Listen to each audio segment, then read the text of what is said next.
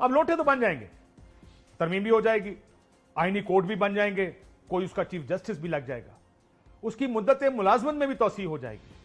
लेकिन ऐसी तरमीम की साख क्या होगी? पर आईनी तरमीम चंद दिन पहले होते होते रह गई।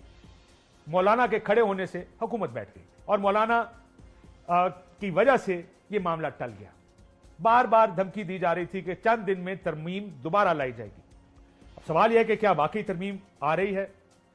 चंद दिन पहले यह खबर आई कि मुस्लिम लीग नून के सदर मियां नवाज शरीफ साहब इलाज के लिए लंदन जा रहे हैं।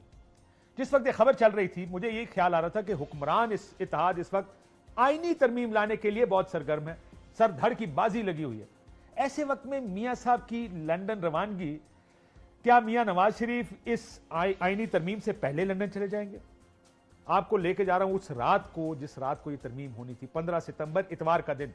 उस रात को जब मियां नवाज शरीफ साहब रात गए लाहौर रवाना हुए तो सबको यह वाजे हो गया था कि अब आईनी तरमीम नहीं होगी। क्या मियां साहब कुछ ऐसा जानते हैं जो हम नहीं जानते, या मियां साहब के जाने से पहले यह तरमीम कर ली जाएगी? मैं इसलिए भी यह कह रहा हूं कि मौलाना साहब की एक प्रेस कॉन्फ्रेंस भी मेरी नजर से गुजरी। उनका यह कहना था कि पार्लियामान इतनी बड़ी नींद की हकदार ही नहीं है, इस पार्लियामेंट का मैंडेट ही नहीं है कि वो तरमीम कर सके। इस जाली किस्म की पार्लियामेंट से इतनी बड़ी तरमीम करवाना यह बजाते खुद एक नाइंसाफी होगी। मौलाना साहब को सुने वो क्या कहते हैं। ये पार्लियामान तो इतनी बड़ी तरमीम का हकदार नहीं है। इस पार्लियामान का वो मैंडेट नहीं है कि वो इतना बड़ा काम कर सके। हम समझते हैं कि इलेक्शन हो, हकीकी मानों में आवाम के सही नुमाइंदे मैदान में आए। इस जाली किस्म के पार्लियामेंट से इतनी बड़ी आईनी तरमीम कराना ये बजाते खुद एक नाइंसाफी है। सो मौलाना साहब क्या कहते हैं? वो कहते हैं ये फॉर्म 47 की हुकूमत है, एक ऐसी पार्टी जो इलेक्शन में दूसरे भी नहीं तीसरे नंबर पर आई थी, जिसकी कानूनी हैसियत पर सवालिया निशान है, जिसका दिल करता है इस इलेक्शन को जाली कह देता है। कोई केयर टेकर वजीर आजम अनवारुल हक काकड़ से अगर मुस्लिम लीगी सवाल करे तो आगे से जवाब देने की बजाय फॉर्म 47 का ताना देता है, और यह भी ताना देता है कि मैं तुम्हारे डब्बे खुलवा दूंगा। यह वो हुकूमत है। इस हुकूमत की सरबराही में एक ऐसी आईनी तरमीम लाना जिसमें निजाम अदल का पूरा बुनियादी ढांचा तब्दील किया जा रहा है, मौलाना कहते हैं यह गलत है, तजावुज है, ऐसी तरमीम नहीं होनी चाहिए। चंद दिन पहले, 3-4 दिन पहले मौलाना से हम साफियों को मुलाकात का मौका मिला, हमें बुलाया गया। अगर यह जुमला जो उन्होंने कल प्रेस कॉन्फ्रेंस में कहा कि यह हुकूमत आईनी तरमीम की मजाज नहीं है, उस वक्त कह देते तो हम सब बाहर निकलकर यही कह रहे होते कि मौलाना खड़े थे और खड़े हैं।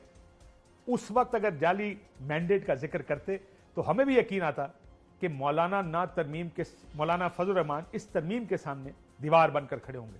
लेकिन उस दिन की गुफ्तगू सुनकर मुझे लगा कि मौलाना साहब का मौकफ हुकूमत के करीब तर ज्यादा है ऑपोजिशन के मुकाबले में। बहरहाल अगर मौलाना की पोजीशन यही है कि यह असेंबली गैर कानूनी है, ये असेंबली की अक्सरियत बनाई गई है और इसके पास आईनी तरमीम का इख्तियार ही नहीं, तो फिर दो सवाल सामने आते हैं। क्या मौलाना फजल रहमान मुस्तकबिल में हुकूमत की जानिब से लाई गई किसी भी आईनी तरमीम का साथ देंगे? ये पहला सवाल है, क्योंकि अगर मौलाना का ये मौकफ है फिर तो वो किसी भी आईनी तरमीम का साथ नहीं दे सकते। और दूसरा, जिसको वो जाली मैंडेट कह रहे हैं, क्या हुकूमत के खिलाफ किसी तहरीक का आगाज करना चाहते हैं? क्या मियां नवाज शरीफ की लंदन रवानगी खबरें और मौलाना का बयान यही बता रहे हैं कि आईनी तरमीम का मुस्तकबिल कुछ खतरे में है? क्योंकि मौलाना के बगैर तो नंबर पूरे नहीं होते। अगर आईनी तरमीम का मुस्तकबिल खतरे में हुआ तो फिर हुकूमत के मुस्तकबिल का क्या होगा? ये एक अलग मसला, उस पर बाद में बात करेंगे।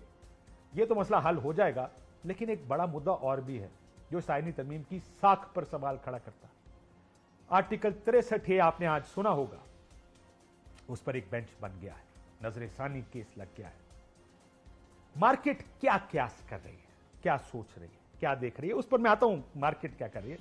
लेकिन इस नजर सानी से अगर ये फैसला उस तरह का हुआ जिस तरह का कहा जा रहा है, वो रुकावट भी दूर हो जाएगी, यानी लोटे बनाना आसान हो जाएगा। पहले लोटों का वोट गिना ही नहीं जाना था, अब एक बेंच बना है। अगर ये बेंच ये कह दे कि लोटे बनाना ऐन आईनी और जमहूरी अमल है और उनका वोट लेना सादत की बात है, तो लोटे बनाकर वो नंबर पूरे किए जाएंगे, जो कि शॉर्ट है। हमने उस दिन भी, इतवार वाले दिन, सुना कि चंद तहरीक इंसाफ के लोग उस दिन भी पंजाब हाउस में थे। अब लोटे तो बन जाएंगे, तरमीम भी हो जाएगी, आईनी कोर्ट भी बन जाएंगे, कोई उसका चीफ जस्टिस भी लग जाएगा, उसकी मुद्दत मुलाजमत में भी तोसी हो जाएगी। लेकिन ऐसी तरमीम की साख क्या होगी जिसको करने के लिए एक सवाल, क्वेश्चनेबल मैंडेट और ऑपोजिशन या मुखालफों के लोग तोड़कर आप उसको उसके नंबर पूरे करें और 2/3 अक्सरियत पूरी करें।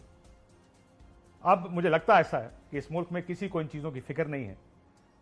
ये साख, जमहूरियत, अकदार और उस निज़ाम के लिए ये अल्फाज उतना ही अहम है जितना आजकल इसराइल के लिए बैनुल अक़वामी कवानीन। कोई फ़र्क नहीं पड़ता। कल आपने देखा, अब तो इस मुल्क में एहतजाज करना भी बड़ा मुश्किल समझा जाता है, लेकिन इस एहतजाज में अली अमीन गंडापुर साहब की एक बात हैज़ स्टूड आउट। मैं चाहता हूँ आप सुने, फिर हम जरा ये 63A के गिर्द जो हो रहा है, मुनीब अख्तर साहब का खत, जस्टिस मुनीब अख्तर का खत, उन्होंने लीगैलिटी पर सवाल उठाया, उस पर जरा बात करेंगे। लेकिन अली अमीन गंडापुर साहब ने क्या कहा गोलियां चलने के बारे में, जरा सुनिए। अगर कोई गोली बरसाएगा उस पे गोली बरसाई जाएगी। तुम एक गोली चलाओगे, हम 10 चलाएंगे। तुम एक टीयर गैस मारोगे, हम 10 मारेंगे। तुम एक लाठी मारोगे, हम 10 मारेंगे। तमाम कबाइल में जिरगे करो और ये फैसला करो कि आज कोई और है तो कल तुम भी हो सकते हो। सब मुत्तहिद होकर इकट्ठे हो जाओ। और कोई ये समझता है कि पंजाब हमारा है, कोई ये समझता है कि वो हमें मारेगा तो फिर मरने के लिए तैयार रहे। ये मेरा वादी पैगाम है और ये धमकी नहीं है, ये इस्लाह की आखिरी वार्निंग है। मैं बाकायदा तौर पर आज इनकलाब का ऐलान कर रहा हूँ।